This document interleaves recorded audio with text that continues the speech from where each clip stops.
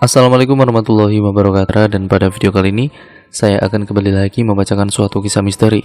Kali ini berjudul tentang sebuah kisah pesugihan Dolor Renca.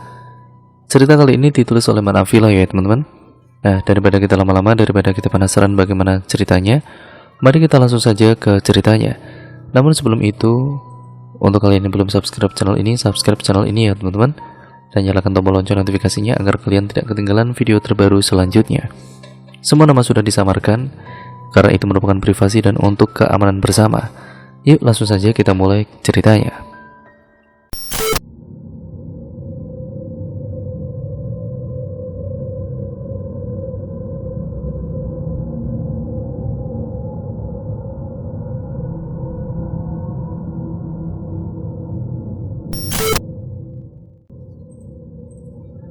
Cerita ini dimulai bukan untuk menceritakan teka-teki dari seseorang yang menjadi saksi berbagai hal yang membingungkan, bahkan mengerikan yang ia temui selama mengabdi pada keluarga Cipto. Setelah kejadian meninggalnya sang pengasuh anak yang gantung diri di ladang, memang banyak desas-desus yang hampir diketahui semua warga desa. Tapi tidak ada yang berani mencari tahu lebih jauh, dan perlahan-lahan kejadian itu lenyap seperti embun, menghilang begitu saja dan kemudian dilupakan. Seseorang yang menceritakan ini adalah tetangga dari narasumber, sebut saja namanya Pak Budi. Dulu saat masih muda, setelah selesai menempuh pendidikan SMP, beliau mengawali karirnya sebagai sopir truk. Berbagai perjalanan sudah ia jabani, mulai dari rute antar kota sampai rute antar provinsi. Semua pengalaman ini memupuknya menjadi pribadi yang tangguh dan membuatnya menjadi salah satu orang yang bisa mengendarai mulai dari mobil pick-up sampai truk gandeng.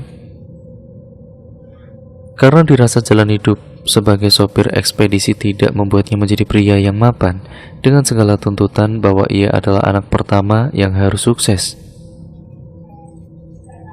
Pak Budi pun berhenti menjadi sopir truk sebuah jalan terbuka ketika tetangganya memberitahu bahwa keluarga Cipto sedang mencari seorang sopir pribadi. Semua tahu siapa keluarga Cipto. Terlepas dari desas-desus yang tersebar, Pak Budi nekat melamar kerja dan hari itu juga ia diterima bekerja di sana. Ya karena pada saat itu tidak banyak yang orang bisa menyetir mobil seperti saat ini. Meski mereka bertetangga, namun ini adalah kali pertama Pak Budi masuk ke kediaman keluarga Cipto. Ia membuatnya berdesak antara kagum dan ngeri.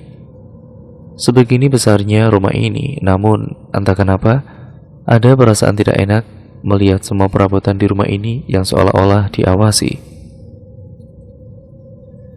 Saat itu yang mengantar Pak Budi adalah Bu Sairah, wanita tua yang umurnya berkisar antara 50 tahunan. Namun masih terlihat segar bugar juga. Ia jarang berbicara dengan wanita ini karena keseharian beliau adalah di dalam rumah, tanpa sekalipun berbicara dengan tetangganya. Sebenarnya ini bukan hal yang aneh mengenai keluarga Cipto, ya karena mereka seperti terasing. Mereka sudah lama tinggal di desa ini. Bagi para tetangga, mereka terasa seperti tidak tinggal di dunia yang sama, seolah-olah mengundang banyak sekali pertanyaan termasuk para penghuninya. "Silakan kesini mas," kata Bu Sairah dengan lembut dengan senyum yang berukir di wajahnya. Selama di perjalanan Pak Budi melihat ke sana kemari, mengagumi berbagai patung aneh yang ia temui terpasang di beberapa sudut bagian rumah ini. Gaya desainnya benar-benar masih kejawen. Saat itulah ketika Pak Budi menikmati pemandangan itu, matanya teralihkan pada sebuah pemandangan mencengangkan. Di ujung matanya ia melihat seorang anak kecil yang sedang duduk di tepi kolam ikan. Ia melihatnya lama dan kemudian teralihkan pada seorang wanita. Wanita ini berdiri tegap di belakang si anak, dan cara dia melihat Pak Budi benar-benar tidak mengenakan. Karena ia melihat Pak Budi masih dengan postur tubuh tegap, hanya bola matanya yang mengikuti kemana Pak Budi pergi. Di sudut bibirnya ia seperti tersenyum menyeringai. Ketika Bu Saira membuka pintu, melewati beberapa bagian dalam rumah, sampailah ia di sebuah ruangan. Terlihat seperti gazebo yang terbuat dari kayu jati. Di sana ada seorang wanita tua, lebih tua dari Bu Saira, duduk di atas kursi goyang dengan mata yang terpejam. Namun belum beberapa langkah Bu Saira mendekati si wanita, tiba-tiba ia bicara dan membuat Pak Budi tersentak karena kaget. "Ini ya yang akan jadi supir baruku?" Bu Saira mengangguk, tidak berbicara, yang kemudian mencium tangannya. "Pak Budi, kenalkan, ini Dorosari," ucap Bu Saira. Beliau berdiri tegap dengan mengepalkan tangannya di depan perut, membuat Pak Budi bingung, seakan-akan ia berbicara di depan seseorang maharaja saja. Setelah menjelaskan panjang lebar mulai dari gelar sampai pemimpin keluarga, Bu Saira mengantar Pak Budi ke belakang rumah. Di sanalah nanti ia akan tinggal. Meski bertetangga, keluarga Cipto menginginkan pengabdian dari Pak Budi selama 24 jam dan harus siap. Untuk itu dibuatlah kamar yang memang khusus untuk sopir yang bekerja untuk keluarga ini. Di sanalah Bu Saira menjelaskan semua yang ada di dalam rumah ini, mulai dari unggah-ungguh hingga apa yang tidak boleh dilakukan oleh Pak Budi selama tinggal di kediaman keluarga ini.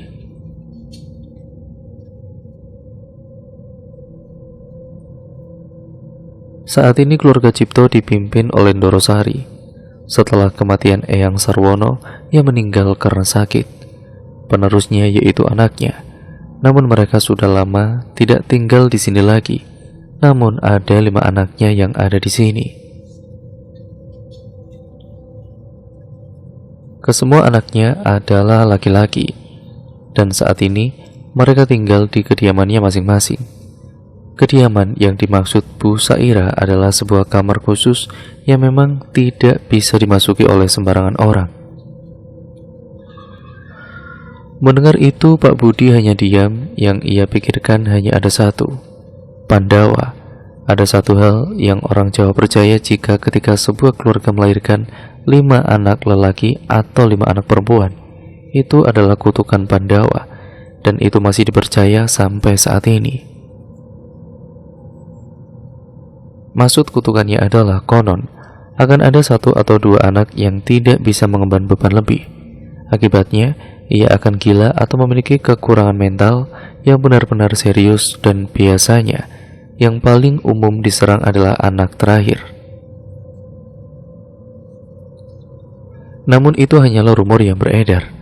Pak Budi saat itu mencoba berpikir bahwa itu hanyalah mitos dari orang zaman dulu. Namun, sepertinya hal itu juga berlaku pada keluarga ini. Setidaknya, itu yang akan Pak Budi lihat dengan mata kepala sendiri. Selain 5 anak yang tinggal di rumah ini, ada lagi yang Pak Budi harus tahu, bahwa setiap anak memiliki penjaga khusus untuk mereka satu persatu, dan biasanya mereka dipanggil dengan Dayang Abdi, dan setiap Dayang Abdi akan menjaga 1 anak. Kesemua Dayang Abdi adalah seorang perempuan. Semua yang Bu Saira ceritakan membuat Pak Budi teringat dengan perempuan yang ia lihat tadi. Apakah anak kecil itu adalah salah satu dari 5 anak itu? Bila benar, maka perempuan yang ada di belakangnya adalah... Selain memberi penjelasan tentang itu, Bu Saira juga menjelaskan tentang hal yang lain, seperti semua tempat yang tidak boleh Pak Budi datangi. Yang paling dekat dengan kamar Pak Budi adalah sebuah tempat sanggar cayang, sebuah bangunan yang hampir sama seperti gazebo. Namun, ada di seberang bangunannya bisa dilihat langsung dari kamar Pak Budi. Jaraknya tidak terlalu jauh, namun setiap dipandang entah terlihat menakutkan sekali, seolah ada yang berdiri di pelataran gazebo-nya. Pak Budi mengangguk pertanda ia mengerti, dan setelah itu Bu Saira pergi. Ada satu hal yang membuat Pak Budi merasa asing saat berdiri di sini adalah aromanya. Entah sadar atau tidak, aroma Bu Sairah tercium seperti aroma pandan dan melati, mengingatkannya pada sosok kuntilanak yang sudah sering ia dengar di desa. Namun mulai hari ini ia akan sering bertemu beliau. Saat malam kondisi rumah itu nyaris sepi dan sangat sunyi. Penerangan rumahnya pun hanya ada di beberapa sudut. Malam itu Pak Budi menghisap beberapa batang rokok. Ia duduk di depan kamar memandang persis gazebo yang tidak boleh ia datangi bila tidak bersama Bu Sairah. Entah karena bosan atau apa, Pak Budi melangkahkan kakinya untuk melihat keseluruhan rumah ini meski hanya dari luar rumah. Tapi ia tahu larangan itu tidak akan pernah ia langgar. Jadi Pak Budi menghindari gazebo itu. Ia berjalan menuju ke halaman rumah, tempat melihat anak lelaki kecil itu. Ia kemudian menelusuri kebun. Cahayanya terbenam hanya dari lampu kekuningan. Berbekal rokok, Pak Budi mencoba membuang sepi. Namun rumah itu benar-benar bukan rumah yang menyenangkan. Sejak awal tiba di sini, Pak Budi masih merasakan bila ia seperti sedang diawasi oleh sesuatu. Setelah menempuh jalan setapak di kebun, sampailah ia di kolam ikan itu. Ada pohon di sampingnya, lengkap dengan kursi kayu di sampingnya. Di sanalah ia melihat perempuan itu berdiri. Pak Budi kemudian duduk, pandangannya tertuju pada kolam ikan. Lama ia duduk di sana, tiba-tiba seseorang mendekatinya. "Mas." Kaget, Pak Budi langsung berbalik dan kemudian mendapati perempuan itu memandangnya, masih dengan tatapan tidak mengenakan itu, seolah tanpa ekspresi yang membuat bulu kuduk berdiri. "Masnya baru bekerja di sini," ujar perempuan itu dengan suaranya yang sangat dingin. Namun meski begitu, Pak Budi menjawab dengan sesopan mungkin, dan perempuan itu menjawab seadanya. Bahkan ia tidak memberitahukan namanya pada Pak Budi. Ketika mereka masih saling berbincang satu sama lain, tiba-tiba Pak Budi baru menyadari di belakang perempuan itu ada anak lelaki yang bersembunyi di balik badan perempuan itu. Ia mengintip dengan ngeri, seolah-olah Pak Budi memberinya ketakutan tersendiri. Satu hal yang Pak Budi ingat sebelum perempuan itu pergi: kalau sudah malam seperti ini, lebih baik tidak kemana-mana. Anda belum tahu apa yang ada di sini. Dengan senyuman menyeringai, si perempuan itu pergi, meninggalkan Pak Budi sendiri di dalam keheningan itu. Seketika ketakutan seperti merasuki Pak Budi.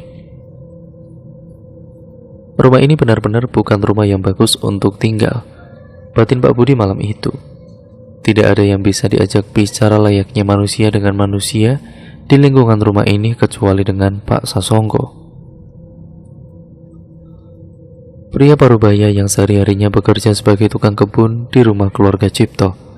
Selain orangnya yang humoris, beliau juga sering memberikan wejangan. Waktu itu siang hari yang begitu terik, Pak Sasongko memangkas rumput. Pak Budi ini hanya duduk mengawasi sembari menunggu perintah di hari pertamanya bekerja. Untuk membuang sepi, Pak Budi bertanya perihal bangunan gazebo yang terletak di seberang itu. Mimik wajah cerah Pak Sasongko berubah. "Masnya sudah pernah ke sana?" tanya beliau. "Belum, Pak. Tapi saya penasaran, sebenarnya itu bangunan untuk apa?" Sembari memangkas rumput, Pak Sasongko berpesan, "Lebih baik nggak usah dicari tahu, Mas. Daripada nasib sampai nanti seperti..." Belum melanjutkan kalimatnya, Pak Sasongko melirik Pak Budi yang melihatnya dengan tatapan curiga. "Siapa, Pak?" "Sudah, lupakan saja. Kerja saja yang benar ya, Nak," tutur Pak Sasongko. Bu Sairah menemui Pak Budi, memberi pesan bahwa hari ini Ndoro Sari harus pergi ke rumah sakit untuk check up. Hal ini dilakukan selalu di hari Kamis, seperti hari ini. Maka saat itu juga Pak Budi menyiapkan mobilnya yang kemudian dia menunggu di teras rumah. Sebenarnya Dorosari masih bisa berjalan, namun langkahnya tertatih dan harus dibantu oleh tongkat kayu yang selalu menemaninya. Rambutnya disanggul meski warnanya sudah memutih, namun riasan beliau masih memperlihatkan sosok wanita yang sangat berkarisma. "Berangkat, Leh," perintah beliau. Saat itu juga Pak Budi langsung menginjak gas mobilnya. Perlahan ia meninggalkan rumah itu. Entah perasaan macam apa waktu itu. Ketika keluar dari rumah itu, terasa hati menjadi lebih lega, seolah rumah itu membuat Pak Budi tidak nyaman. "Leh, betah di rumah itu?" "Betah, Doro," kata Pak Budi. "Panggil Bu saja," tutur Dorosari. Pak Budi pun mengangguk. Sosok Dorosari benar-benar berwibawa. Terlepas dari usianya yang sudah renta, beliau masih membuat segan siapapun yang beliau ajak bicara. Kurang lebih 2 jam Pak Budi menunggu. Akhirnya Dorosari keluar. Ketika sudah masuk ke dalam mobil, Pak Budi bertanya, apakah mau langsung pulang atau mampir ke suatu tempat. Dengan tatapan tegas, Dorosari memberi sebuah alamat. Saat melihatnya, Pak Budi terhenyak sesaat. "Kita ke sini, Bu," Dorosari mengangguk. Tanpa pikir panjang, Pak Budi pun melesat ke tempat itu. Saat sampai di sana, ada beberapa orang yang sudah seperti menunggunya. Pak Budi membantu majikannya turun dari mobil, menggandengnya dan menuju sebuah kamar di gedung itu. Tempat itu kurang dikenal di kalangan masyarakat, namun di kalangan staf medis di kota ini, semua tahu. Tempat itu adalah tempat rehabilitasi trauma atau kejiwaan. Tempat yang tentu membuat Pak Budi penasaran setengah mati. Setelah menelusuri koridor panjang, terlihat seorang perempuan. Dari cara berdirinya, ia menyerupai perempuan di rumah itu. Hanya saja yang ini wajahnya lebih tegas. Entah kenapa, ada ekspresi ketakutan dari cara memandangnya. Ia membungkuk kemudian membuka pintu. "Beliau di dalam, Doro." Cara bicaranya pun gemetar. Tidak menjawab, Dorosari langsung masuk. Di dalamnya ada seorang pria berkisar usia 20-an.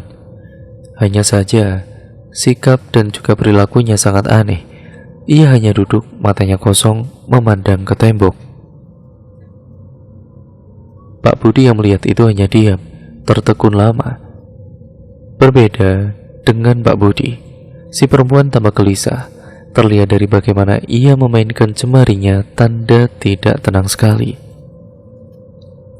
Ketika si lelaki tidak dikenal itu melihat Dorosari, ia menjerit. Matanya melotot ketakutan, ia beringsut mundur. Ceritanya juga terdengar aneh. Tidak seperti jeritan ketika seorang berteriak ketakutan atau panik. Ceritanya tampak sumbang. Perempuan yang sedari tadi ia lihat seperti ingin masuk ke ruangan itu. Namun ia ketakutan juga. Hal terakhir yang diingat Pak Budi adalah Dorosari memeluknya. Meski kesusahan dengan tongkat di tangannya, ia berhasil memeluk lelaki tidak dikenal itu. Ada tangis pecah dan kemudian Dorosari seperti berbisik sesuatu. Si lelaki yang histeris tiba-tiba diam. Benar-benar menjadi diam, tidak berteriak lagi. Pak Budi meninggalkan tempat itu di sore hari. Ada satu kalimat yang masih diingat setiap terbayang kejadian itu. Perempuan itu bertanya kepada Pak Budi, Masnya percaya dengan yang namanya jejak? Mumpung masnya belum tahu, lebih baik cari kerjaan lain saja, Mas." Saat itu Pak Budi masih belum paham maksud kalimat jejak itu. Jadi hampir setelah kejadian itu, Pak Budi terus terbayang-bayang. Setelah pekerjaan itu selesai, Pak Budi mencoba melupakan semuanya. Ia tidak tahu siapa lelaki itu, siapa perempuan yang menyerupai Dayang Abdi, ataupun apapun itu. Setelah hari mulai petang, Pak Budi menunaikan sholat di kamarnya. Mungkin karena tidak fokus atau apa, selama sholat ia merasa ada wajah wanita tua terbayang-bayang di setiap Pak Budi mencoba khusyuk. Namun ternyata itu belum seberapa dibandingkan suara tertawa yang khas seperti terdengar meski hanya sayup lirih, membuat Pak Budi teringat-ingat suara tawa itu nyaris atau sama persis seperti suara Dorosari. Ya, suara itu terdengar tepat seperti ada di belakang Pak Budi. Tepat setelah Pak Budi selesai menunaikan sholat, ia terkejut, bahkan tercekat mendengar suara pintu kamarnya diketuk. Dengan was-was Pak Budi membukanya, ditemuilah Bu Sairah. "Doro ingin ketemu Mas." Bingung, Pak Budi izin berganti sarungnya untuk mengenakan celananya. Setelah selesai, Pak Budi mengikuti Bu Sairah. Seperti sebelumnya, tidak ada percakapan antara mereka berdua, seolah Pak Budi dibiarkan tenggelam sendirian. Kali ini Bu Sairah menuntunnya masuk lebih jauh ke dalam rumah, seolah kali ini adalah langsung di mana Dorosari menghabiskan malamnya. Di tengah perjalanan, tanpa sengaja mata Pak Budi menangkap sosok anak kecil yang ia temui tempo hari. Anak itu menatapnya dengan tatapan kosong. Ia menatap dari seberang sebuah ruangan sebelum Pak Budi terpaku pada caranya melihat.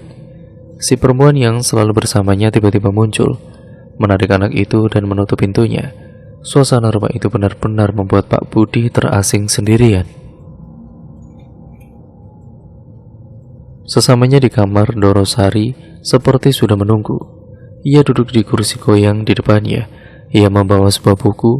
Setelah Bu Sairah berpamitan pergi, Pak Budi mendengar majikannya menanyakan sesuatu yang mencurigakan. "Le, ibu mau tanya, kamu sholat ya?" Pertanyaan itu dingin, namun membuat Pak Budi tertegun beberapa saat sebelum ia mengangguk. Lalu ia melihat Dorosari tersenyum. Tidak ada yang tahu isi hati wanita tua itu. "Bagus," tutur beliau. "Jangan sampai meninggalkan sholat, Yole." Belum berhenti di situ, kemudian Dorosari bertanya perihal yang lain. "Yang kamu lihat tadi adalah cucuku, namanya Yanu. Yanu itu aslinya anak yang pintar, tapi sudah beberapa tahun ini ada yang berubah, dimulai dari perilakunya, anaknya jadi tidak waras. Ibu mau minta tolong, jangan ceritakan siapa-siapa ya, kalau ada yang tanya." Setelah mengatakan itu, Pak Budi melangkah pergi. Ia menutup pintu kamar, berusaha kembali ke kamarnya. Naas Pak Budi tidak tahu kemana ia harus berjalan kembali. Tanpa tahu, ia menelusuri setiap lorong yang hampir pencahayaannya dari lampu kekuningan. Banyak pintu sama yang Pak Budi lihat. Manakala ia menuruni anak tangga, Pak Budi terhentak saat melihat seorang anak lelaki diam. Yang ini terlihat seperti versi dewasanya anak kecil yang Pak Budi lihat itu. Anehnya, lelaki yang ini hanya melihat Pak Budi saja seperti patung. Tatapannya tidak kalah mengenakan dari tatapan semua yang pernah Pak Budi lihat di rumah ini. "Mohon maaf," kata Pak Budi, bingung setengah takut. "Saya sopir di sini. Bila boleh bertanya, kemana saya harus kembali ke..." Sebelum selesai mengatakannya, si lelaki menunjuk sebuah pintu. Tidak menjawab kalimat Pak Budi, dan di belakang lelaki itu lagi-lagi ada perempuan lain. Perempuan itu sama diamnya, hanya melihat pergerakan Pak Budi melalui bola matanya. Benar saja, pintu itu langsung menuju ke teras rumah. Tanpa pikir panjang, ia pun kembali ke kamarnya, lelah dengan semua yang ada di rumah ini.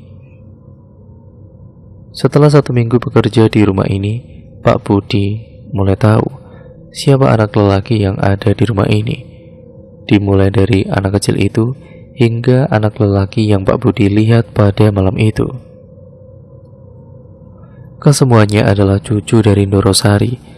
Namun meski begitu, Pak Budi masih belum paham apa yang terjadi pada mereka semua dan apa alasannya mereka tampak sangat misterius seperti itu. Yang pertama adalah anak kecil itu, ia sering menghabiskan waktunya bermain di kolam ikan bersama perempuan yang menjaganya. Namun bila dilihat dengan seksama, anak itu lebih sering merangkak dibandingkan berjalan dengan kedua kakinya. Tidak hanya itu yang Pak Budi lihat, tulang kaki dan tangannya tampak berbeda bila dibandingkan dengan tangan anak seusianya yang jauh lebih besar. Ia seperti terjebak dalam tubuh yang kurus, meski warna kulit kuning langsatnya mengaburkan kejanggalan itu. Bahkan ketika perempuan yang menjaganya membawanya masuk ke rumah, anak itu lebih suka digandeng, layaknya primata. Cara berjalannya seolah mengisyaratkan bahwa tulangnya sangat lemah dan tidak normal. Anak yang Pak Budi temui di malam itu juga tidak kalah aneh. Pak Budi seringkali melihat anak itu hanya duduk memandang teras rumah. Tidak sekalipun Pak Budi pernah mendengar anak itu berbicara sekalipun, dan aneh, sangat-sangat aneh. Namun dari kesemuanya, hanya ada satu anak lelaki yang paling normal. Namun ia tidak menghabiskan waktu di rumah ini. Ia seringkali mengunjungi rumah ini, hanya sebatas bertemu lalu pergi lagi. Dan yang ini tidak ada perempuan yang mendampinginya, berbeda dengan saudara-saudaranya. Dari kesemuanya, Pak Budi sudah menghitung 4 cucu dari Ndorosari. Ia membuat bingung di mana cucunya yang kelima. Hal itu membuat Pak Budi begitu penasaran. Namun seiring waktu, Ndorosari perlahan seperti tengah mengawasi gelagatnya. Ada hal yang menarik yang harus banyaknya orang tahu tentang sosok Ndorosari. Di balik wajah dinginnya, ia adalah seorang yang tegas, tanpa banyak basa-basi sedikit pun. Meski begitu, ia adalah orang yang sangat loyal. Terbukti ia seringkali memberikan uang kepada Pak Budi. Meski Pak Budi tidak meminta, tidak hanya uang, ia seringkali memberikan barang saat ia berkunjung ke sebuah tempat. Bahkan Pak Budi merasa bahwa Ndorosari adalah seorang kaya raya yang tidak sombong dengan harta dan pencapaian keluarganya. Namun tetap saja tidak ada yang tahu isi hati manusia, terlebih saat kejadian di malam itu. 1 minggu sebelum malam itu, Bu Saira menemui Pak Budi. Beliau mengatakan bahwa Ndorosari ingin bertemu dan saat ini beliau menunggu di gazebo atas lantai 2. Sebelum Pak Budi pergi menemui Ndorosari, Pak Budi menatap Bu Saira dengan tatapan bertanya-tanya. Bertanya-tanya akan malam sebelumnya, di mana tanpa sengaja Pak Budi melihat Bu Saira pergi ke pondok atau gazebo yang dilarang itu. Namun Pak Budi hanya mengintip dari celah jendelanya. Tidak hanya itu, Pak Budi begitu tertarik dengan apa yang dibawa Bu Saira, sebuah sesajen lengkap dengan aroma dupa yang sudah dibakar. Semenjak saat itu, Pak Budi semakin yakin ada yang disembunyikan di rumah ini. Ketemulah Pak Budi, sama seperti sebelumnya. Ndorosari hanya duduk di atas kursi goyangnya.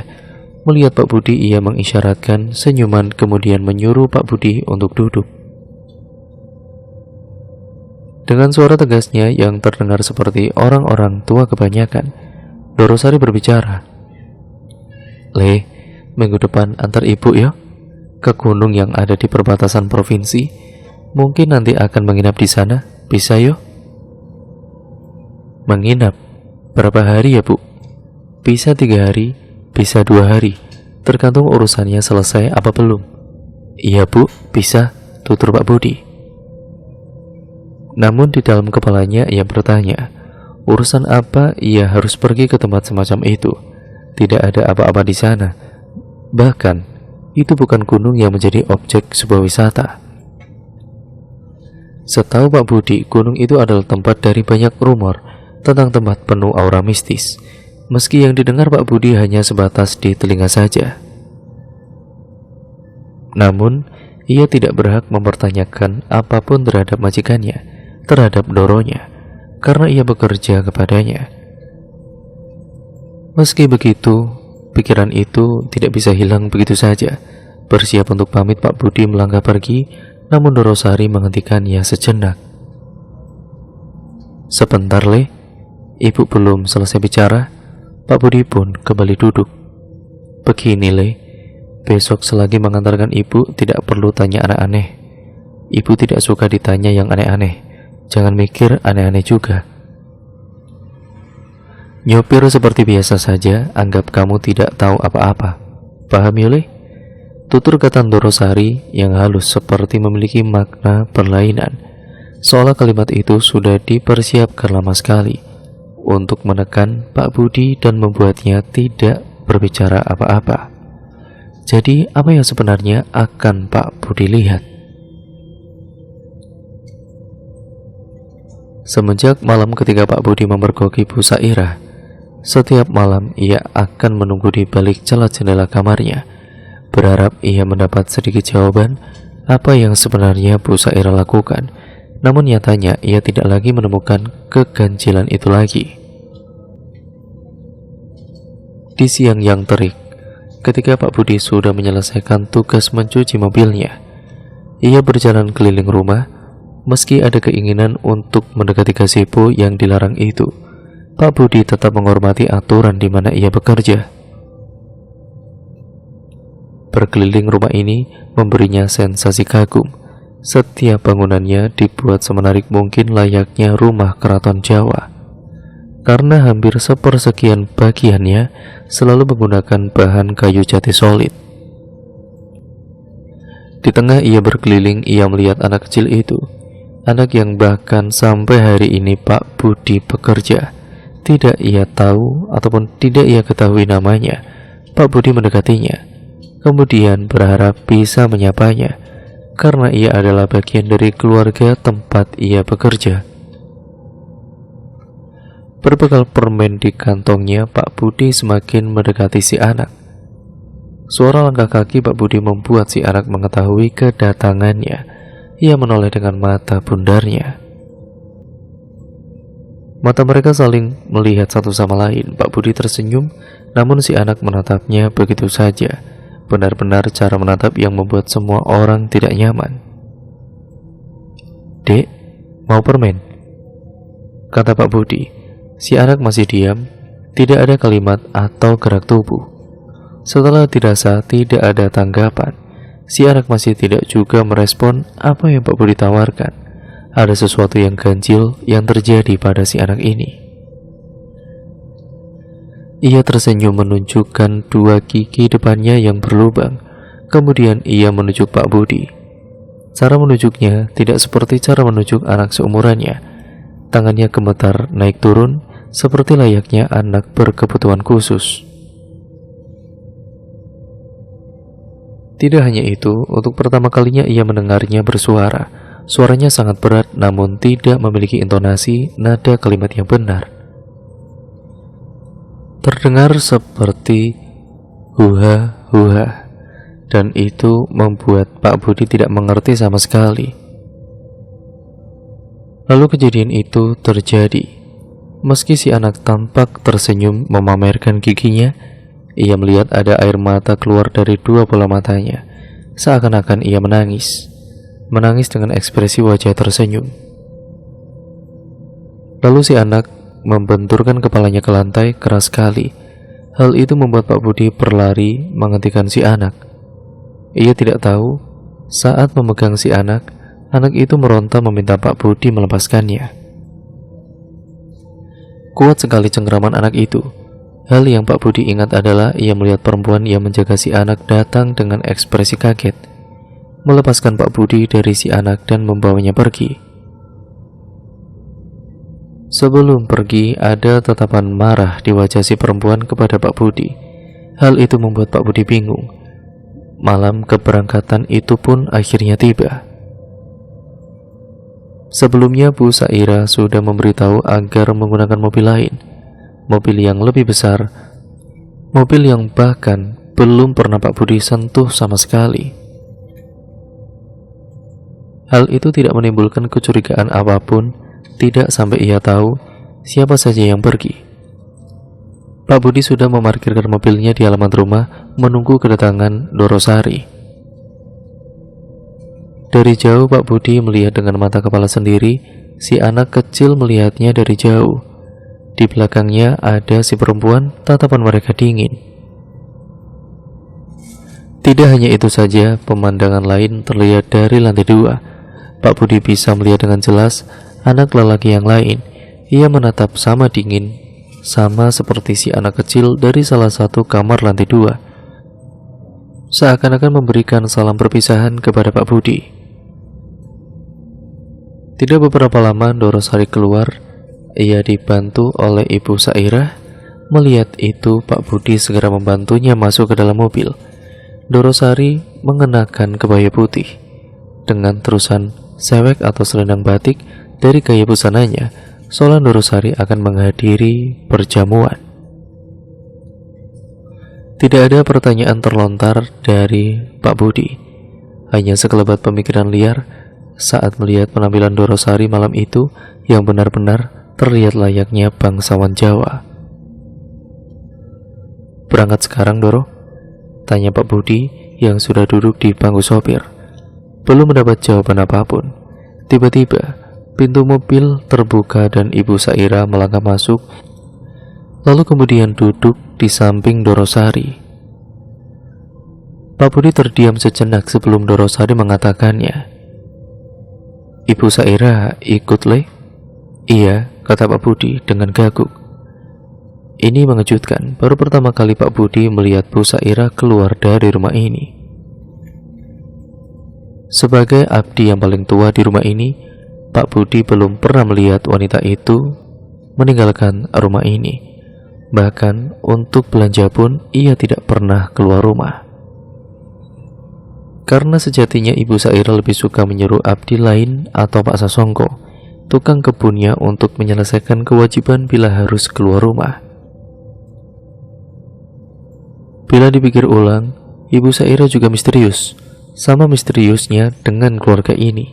Seakan-akan ada pembatas dirinya dengan beliau, yang tidak dapat menjalin hubungan sebagai sesama pengabdi di keluarga Cipto ini.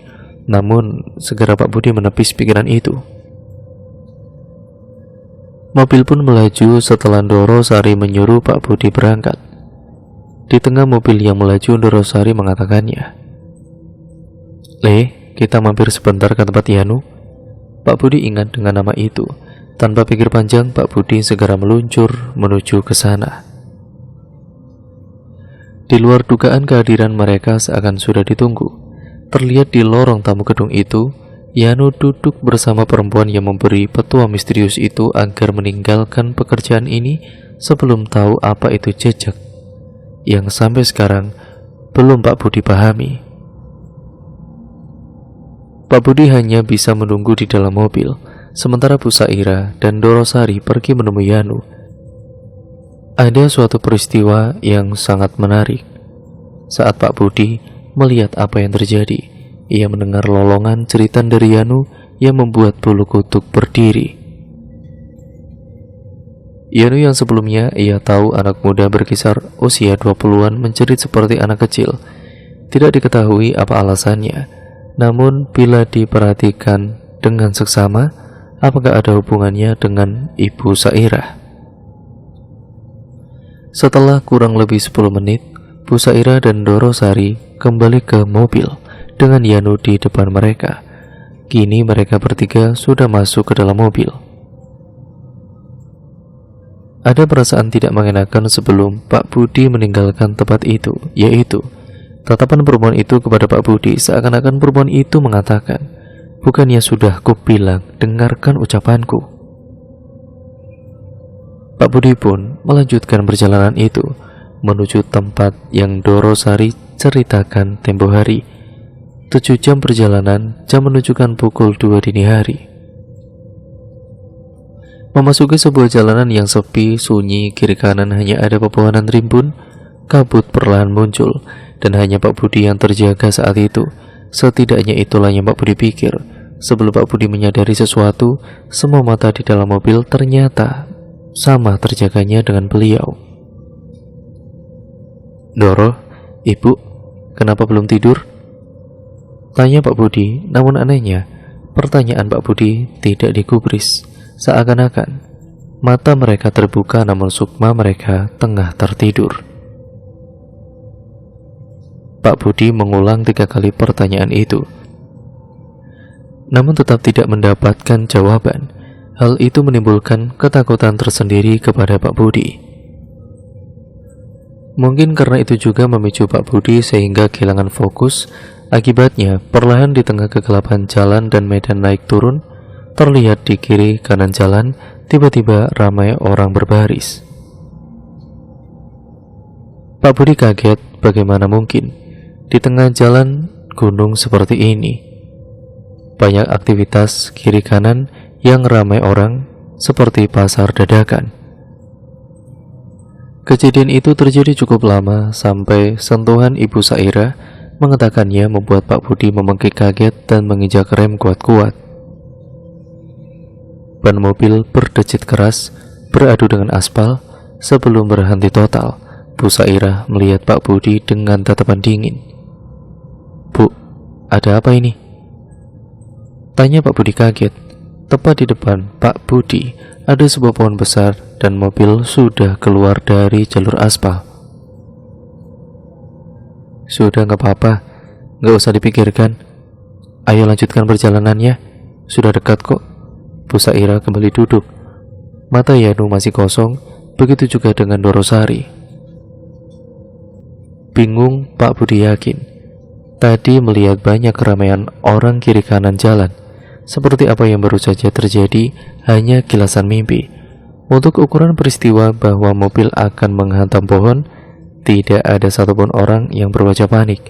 Hanya Pak Budi sendiri yang panik kala itu. Setelah menempuh 1 jam perjalanan lagi, mereka melihat sebuah gapura. Tidak diketahui ada gapura di tanah gunung ini. Ibu Saira yang menyuruh masuk ke gapura itu. Seakan Ibu Saira ini sudah seringkali melewati jalan ini. Tanpa banyak bertanya, Pak Budi pun menurut saja. Meski jalanan tidak beraspal, tanahnya tampak sering dilewati oleh mobil. Dengan samping kiri kanan masih pohon lebat. Cukup jauh dari jalan utama sebelum mencapai sebuah gerbang singgah, berdiri sebuah villa besar. Pak Budi melirik tulisan pada papan tua yang dibuat dari papan kayu yang sudah tua itu. Bangunannya menyerupai bangunan Belanda. Yang Pak Budi pertama pikirkan tentang bangunan itu mungkin adalah bangunan milik pribadi dari Dorosari. Yang menjadi masalah adalah di luar villa sudah ada mobil yang terparkir. Villanya bagus sekali, hanya pencahayaannya yang kurang di sana-sini. Pak Budi memarkir pelan. Dari luar ada lelaki yang membukakan pintu, membantu Dorosari keluar.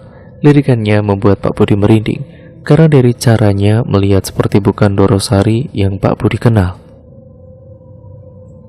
Bukan hanya Dorosari, Yanu juga dibantu keluar. Mereka membawanya masuk ke villa, sementara Ibu Saira meminta Pak Budi menunggu di dalam mobil. Tidak lama kemudian Ibu Saira masuk ke dalam villa. Pak Budi berdiam sendirian melihat bahwa samping villa hanya ada pepohonan gelap. Pak Budi keluar dari mobil. Ia duduk di atas kap mobil menyalakan sebatang rokok. Ia merasa ngeri bila memperhatikan sekitar.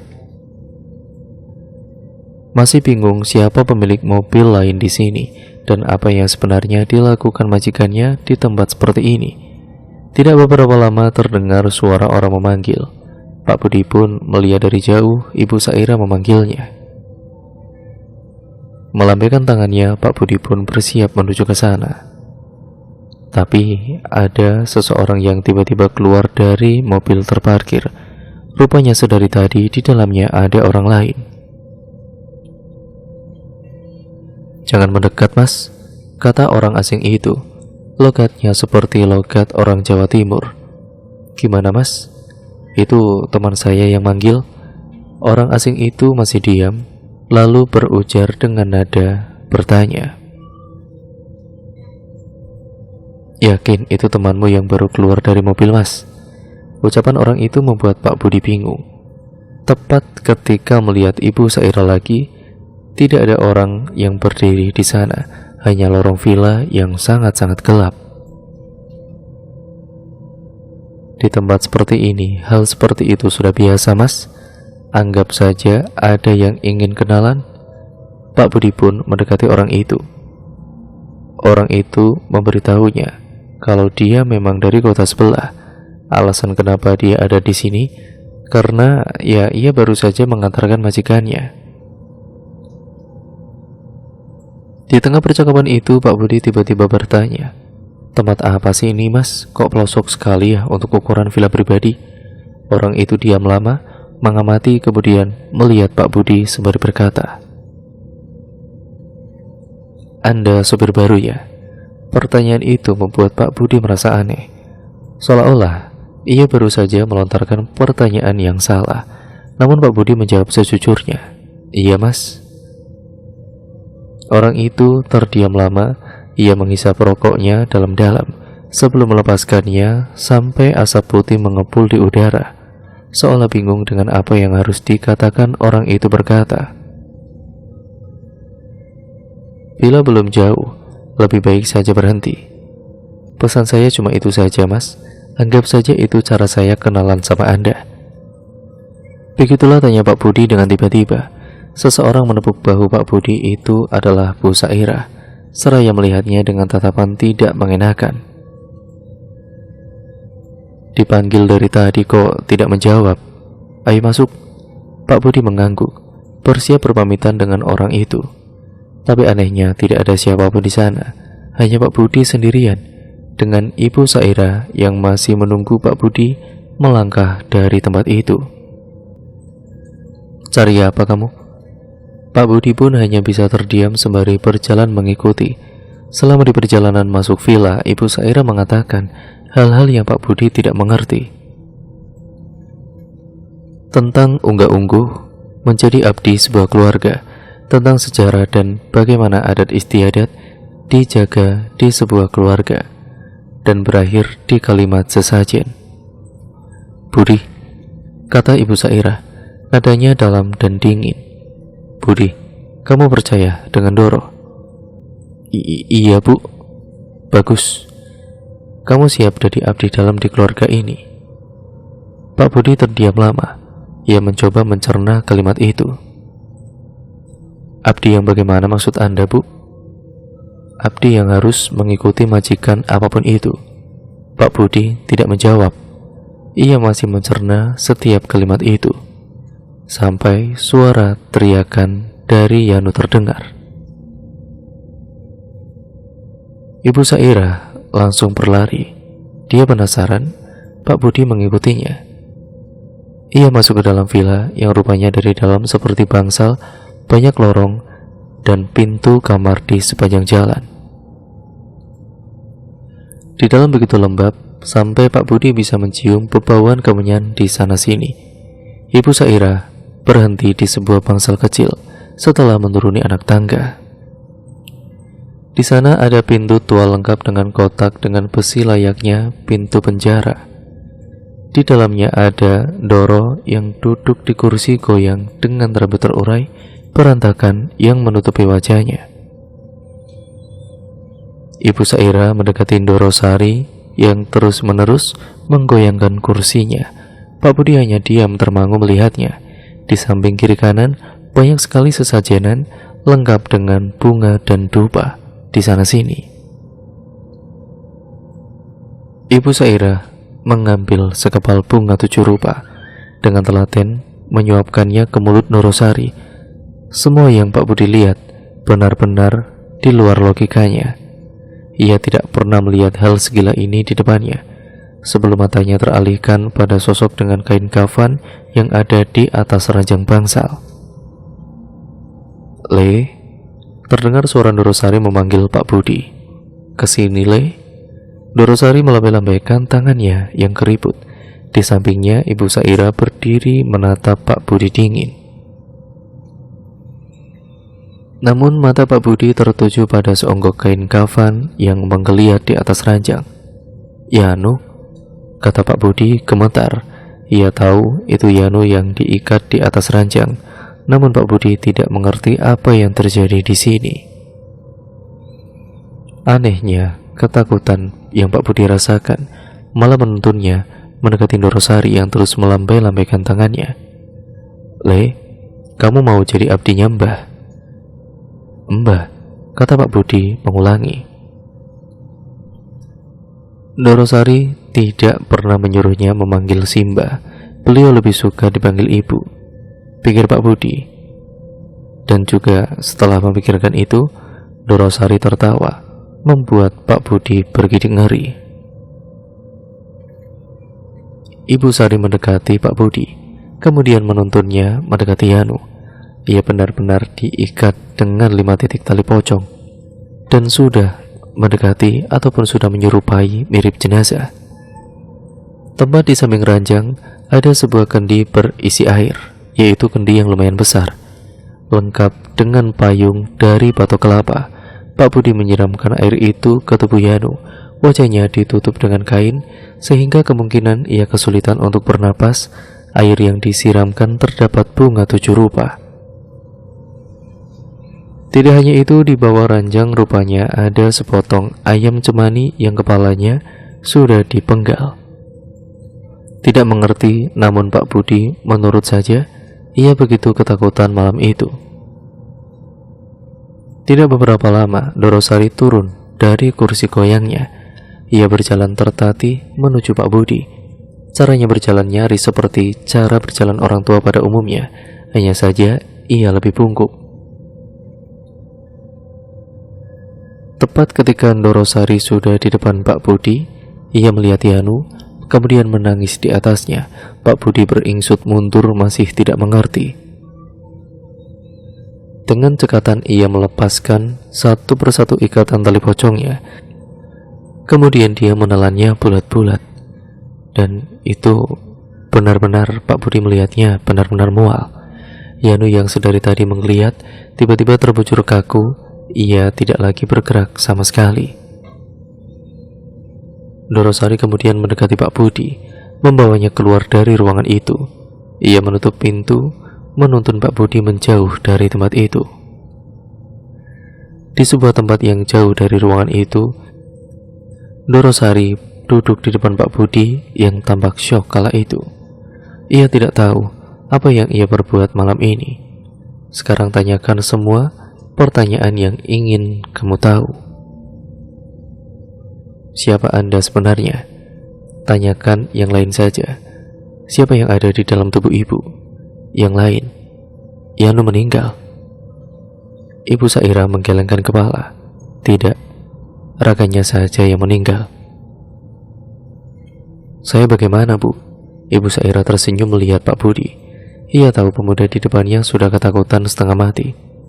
Tergantung. Ucapan itu membuat Pak Budi menatap Ibu Saira lama, sebelum akhirnya Ibu Saira pergi. Besok kita pulang, kalau semuanya sudah selesai. Pagi itu Ibu Saira datang menemui Pak Budi. Kemudian ia mengatakannya, "Kamu dicari ibu di teras." Pak Budi berdiri kemudian melangkah menuju Dorosari. Dorosari, dia menatap taman di teras villa. "Kamu sudah tahu semuanya, Le?" Pak Budi hanya menggelengkan kepala. "Saira belum cerita ya?" "Belum, Bu. Habis ini kita pulang." Selama perjalanan, Pak Budi ini tidak bisa melepaskan matanya dari Yanu. Tubuhnya dibalut dengan selendang, matanya sayu, kosong seperti tidak bernyawa. Di dalam batin Pak Budi bergemuruh keinginannya untuk berhenti dari pekerjaan ini. Namun, ia terganjal bagaimana bila hal buruk menimpanya. Apa yang akan terjadi dengan keluarganya? Bagaimana bila ia menceritakan ini kepada orang lain? Adakah yang percaya? Bukti apakah yang bisa ia buktikan? Sesampainya di rumah, Dorosari mengajaknya ke gazebo yang dilarang itu. Kamu penasaran kan dengan tempat itu? Anehnya, Pak Budi menjawab, ia tidak penasaran lagi. Tidak, Bu? Kok begitu? Oh iya, kamu sudah tahu apa yang ada di sana? Iya, Bu, saya menebak itu cucu pertama Ibu, kakaknya Yanu. Oh, jadi kamu sudah tahu semuanya? Pak Budi mengangguk. Kamu tetap mau berhenti? Iya, Bu, kata Pak Budi. Saya kan belum berjanji untuk mau saat Ibu Saira menawari permintaannya mengabdi pada Ibu. Saya sudah tahu. Hari itu Pak Budi meninggalkan tempat itu. Ia bercerita kepada keluarganya, namun anehnya, semua yang Pak Budi ceritakan seperti tidak digubris oleh keluarganya. Seakan-akan semua orang sudah tahu. Bapaknya menyuruh Pak Budi bertemu dengan seseorang, saudara jauhnya. Kamu harus dilindungi mulai hari ini. Berangkatlah Pak Budi menemui saudara jauh atas perintah bapaknya. Di sana rupanya ia sudah ditunggu. Namun ada kejadian yang hampir menghilangkan nyawa Pak Budi saat menuju ke sana. Ia hampir saja dihantam truk dari depan. Saat sepeda motornya kehilangan kendali, untungnya Pak Budi masih diberi selamat karena ia bisa langsung berdiri dan menghindar.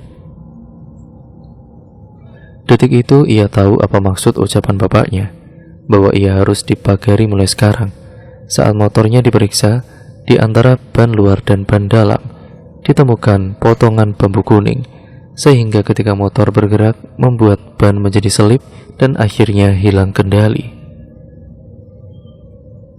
Bahkan saat dilihat orang yang memeriksanya ikut kaget. Mas, Anda diincar orang ya? Kok bisa bilang begitu, Pak? Mana bisa orang memasukkan benda seperti ini ke dalam ban? Kalau bukan ilmu hitam.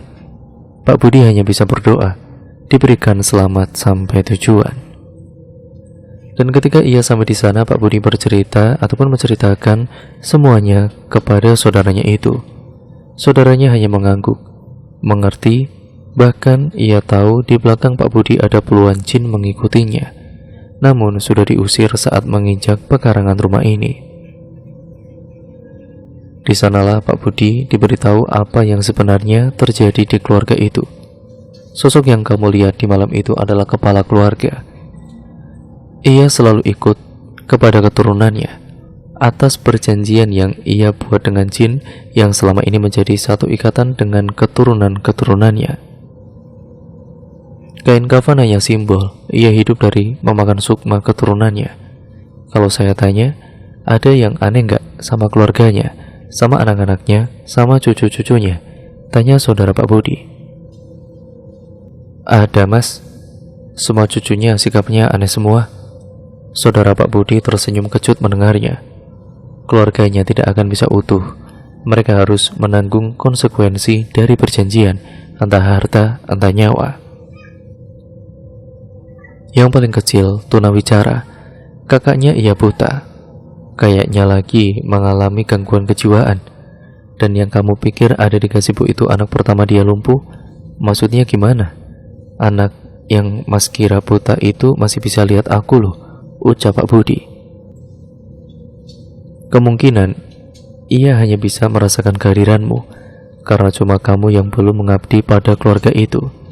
Kamu sering diperlakukan tidak menyenangkan oleh mereka kan? Mereka sedang mencoba ngasih tahu kamu biar segera pergi meninggalkan keluarga itu. Paham? Ucap lelaki itu.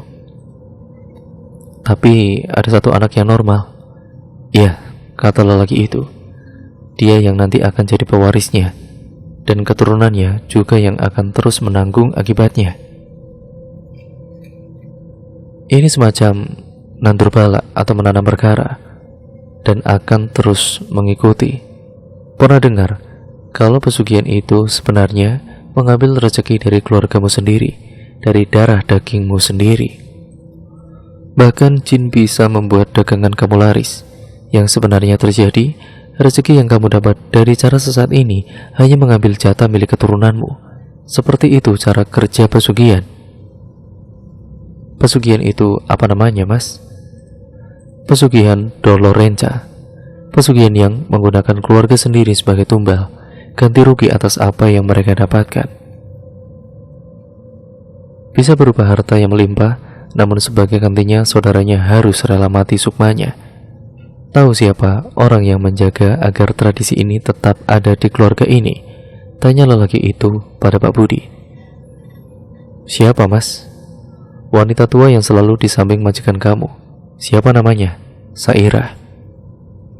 Masnya tadi bilang, kalau aku diperlakukan seperti itu biar sadar dan tidak terikat dengan keluarga ini. Lantas bagaimana dengan perempuan yang sudah mengabdi untuk cucunya? Mati, kata lelaki itu. Semua manusia nantinya akan mati. Jadi ya semacam ikatan batin. Bila Sukma majikannya sudah mati, ya dia ikut mati dengan cara yang aneh-aneh. Bisa penyakit, bisa kecelakaan, bisa bunuh diri juga. Sebenarnya kamu beruntung, majikan kamu tidak mau kamu terikat juga. Yang jahat itu si Sairah. Dia yang ingin kamu mati. Tapi tidak apa-apa, mulai sekarang lebih dekat lagi sama Tuhan yo. Umur manusia, Tuhan yang pegang, bukan wanita itu. Hari itu, Pak Budi belajar banyak. Ia tahu apa yang terjadi di keluarga itu. Potongan pertanyaan yang selama ini tertanam di kepalanya kini sudah terjawab. Sejak saat itu, kemanapun Pak Budi pergi, ia selalu menceritakan cerita ini kepada sahabatnya, tetangganya, saudara-saudaranya. Ia tidak mau lagi melihat ada seseorang yang ia kenal mengikuti jejak pesugihan yang bukan hanya menyengsarakan pelakunya, namun berimbas pada semua keluarganya. Dan cerita pun akhirnya berakhir sampai di sini ya teman-teman. Terima kasih untuk kalian semua yang sudah menyimak video kali ini dan cerita kali ini. Semoga kalian terhibur dan semoga kalian mendapatkan banyak hal positif dari cerita ini. Yang baik kalian ambil, yang buruk kita buang jauh-jauh, agar itu jadikan kita sebagai pembelajaran ya teman-teman, agar menjadikan kita sebagai manusia yang jauh lebih baik lagi ke depannya. Terima kasih sudah menyimak video kali ini, kurang lebihnya mohon maaf. Sampai berjumpa di video terbaru selanjutnya dari channel ini. Wassalamualaikum warahmatullahi wabarakatuh.